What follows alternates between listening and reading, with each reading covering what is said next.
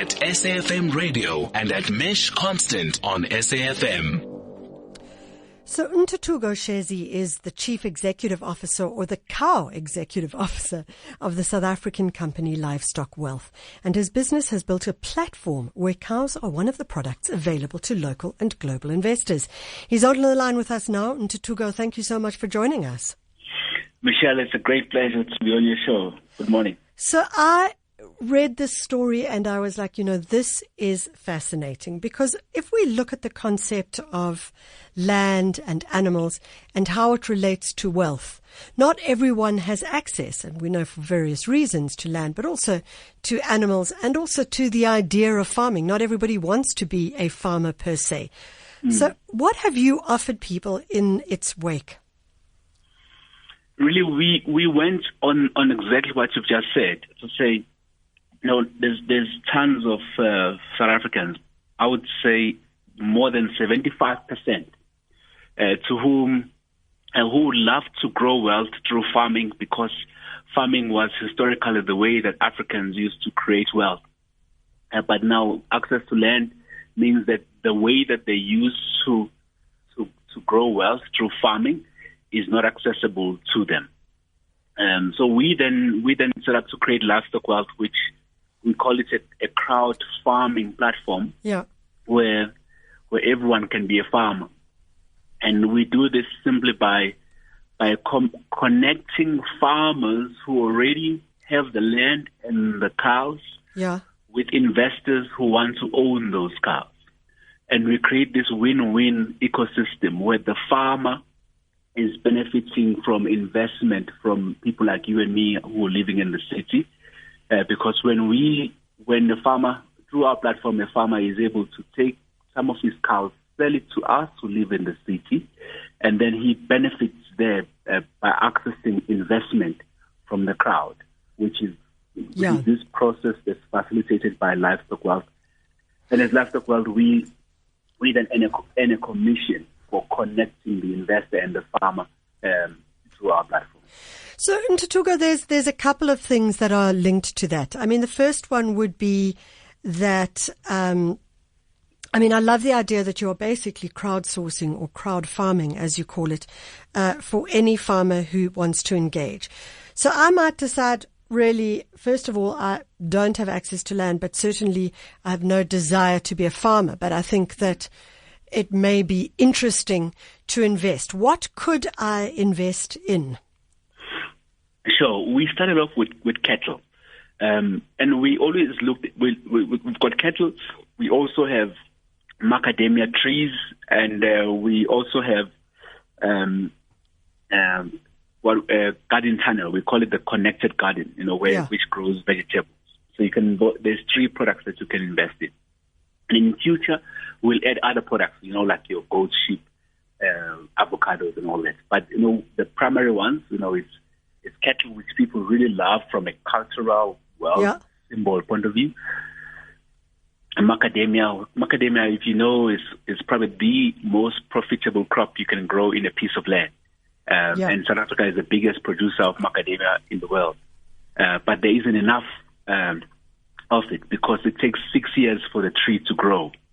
So we then, through Livestock Wealth, are able to plant as many trees as possible, where the farmer who's got the know-how is able to plant trees and then sell them to us as a crowd. So then you, Michelle, you could own your own 100 trees. And then they grow over a 6-year period, because they take quite a long time to start bearing fruit. So it means that as a farmer, you need about 6 years of money to maintain the tree, irrigate, pay staff, rent, before you get the first harvest. So we then partner with the farmer, where we buy the tree just after it's been planted, and then our investors, you and me, can own that tree as it grows. And then after 6 years, then the farmer whose financial situation has improved now is then able to buy back that tree for double the money. So for 2,000 Rand, you are an owner of a tree. You can own as many trees as are available.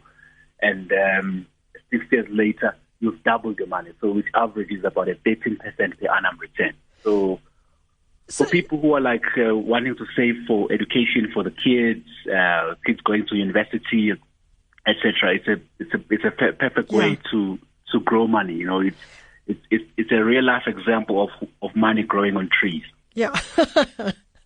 So Ntuthuko, one of the things obviously that this does, so I could invest either in a tree, a macadamia nut tree. I could invest in a pregnant cow, a free-range ox, as you say, a connected garden. And really, this is a way for farmers to access finances as opposed to only being able to access them on the final sale, if that's correct. Absolutely. So, farming is really difficult, and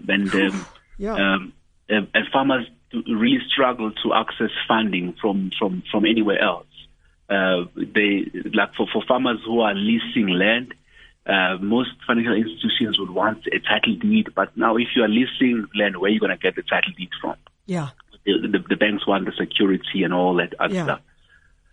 And then you find there's farmers who could really grow more, who could plant more, buy more tractors, lease more land. They've got the skill; they are brilliant at what they do.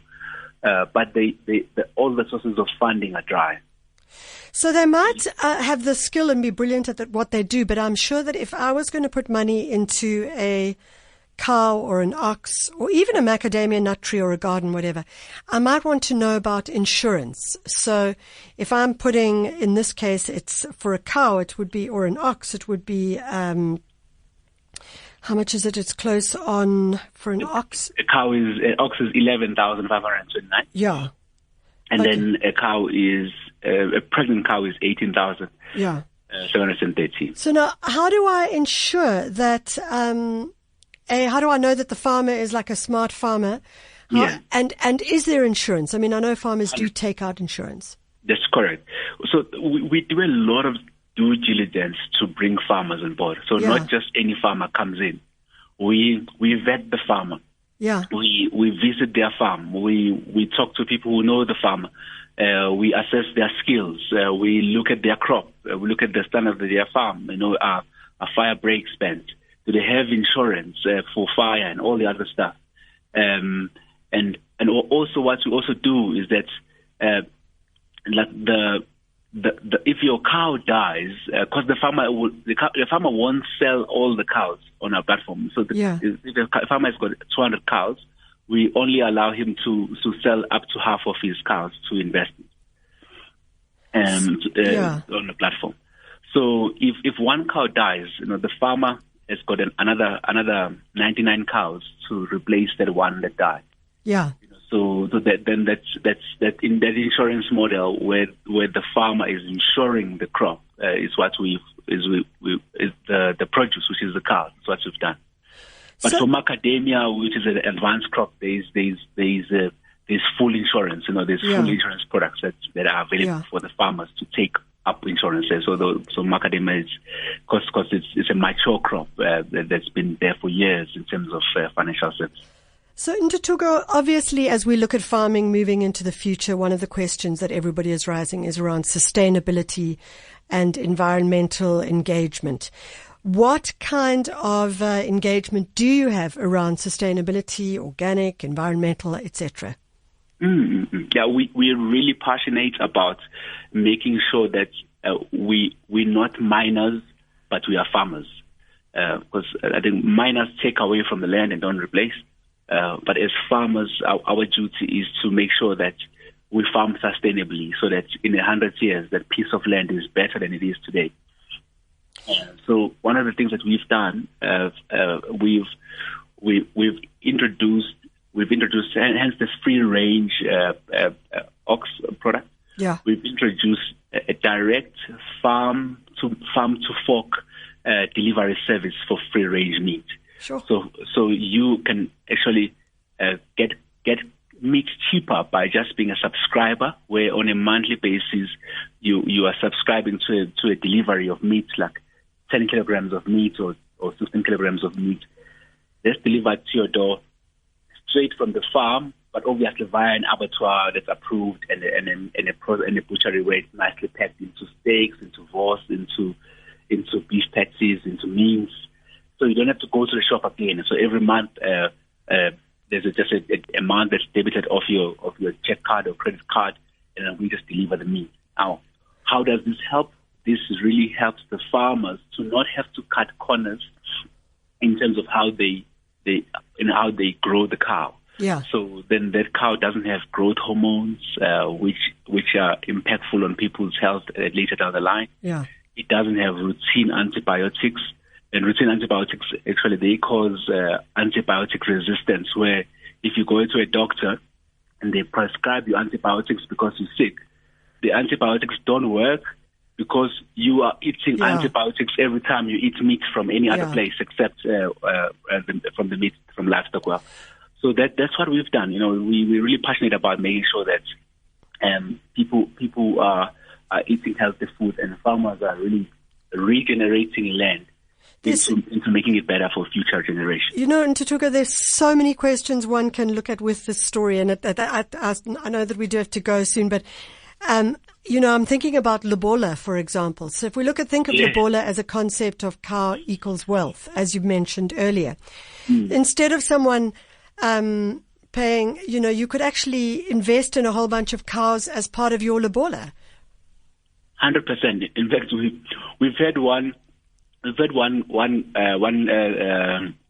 example where the father of the bride said to the groom, "Man, I don't want money. Just go to Livestock Wealth, www.livestockwealth.com. Just buy me 4 cows there, and then you send me the certificates of ownership." That's just, you see, I totally understand that. And then my other question, of course, is around avocados. I mean, avocados are now being described as the green gold. And you did mention that this was a space that you guys were going to go into. So I'm interested, do you see this as a huge possibility as well? Absolutely. And the passion that we've got there is really, there's, like, I come from Ndwedwe in KZN. There's so much land in the whole land. Uvela Ndwedwe. In Ndwedwe, yes. Uvela Ndwedwe, yeah. So, avocado in Ndwedwe, every June, so much of it falls onto the ground, gets eaten by ants. Yeah. And it's been something I was observing for 40 years growing up.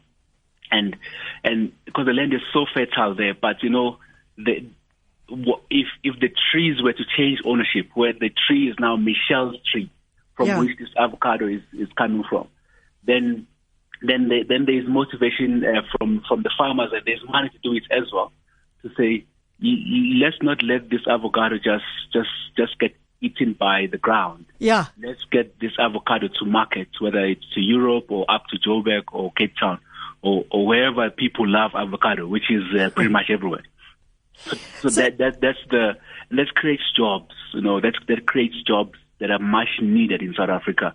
Because the jobs are there, the jobs are sitting in the food we eat.